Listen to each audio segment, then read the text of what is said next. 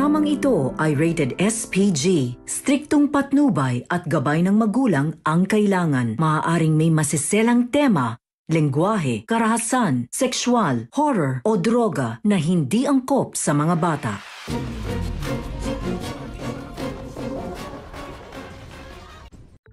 Naging maayos naman ang transaksyon nila Tanggol at Miguelito sa kumuha ng kalakal sa mga ito. At sa pag-alok nga ni Divina sa mga ito ng Blood Titan ay malalaman at magugulat sila Tanggol sa totoong halaga nito.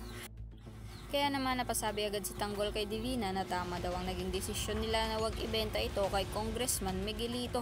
Agad ding uutusan ni Tanggol sila Paing na pumunta daw ito sa bansa kung saan nagmula ang Blood Titan at alamin daw nito kung magkano talaga ang totoong halaga ng diamanting meron sila.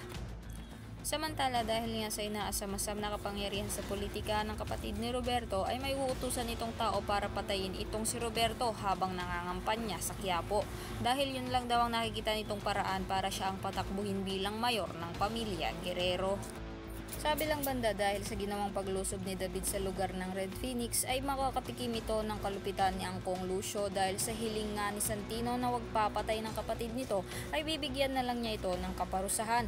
At nang puntahan nga ni Angkong Lucio si David sa bodega ay agad namang sumunod si Santino at nang makita nito kung anong parusa ang gagawin ni Angkong Lucio ay pipigilan niya ito. Pero binigay ni Angkong Lucio kay Santino ang patalim at sinabi nito kay Santino na nasa kamay daw nito nakasalalay kung anong parusa ang gagawin nito kay David.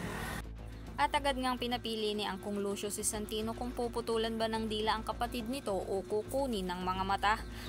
Dahil sa takot ni Santino ay hindi niya iyon magagawa kaya sa galit ni Angkong Lucio ay kinuha niya ulit ang patalim kay Santino at nang akmang dudukutin na nito ang mata ni David ay nagsusumigaw at nagmamakaawa dito si Santino kaya naman dahil doon na hindi natuloy ang parusang binigay dito kay David.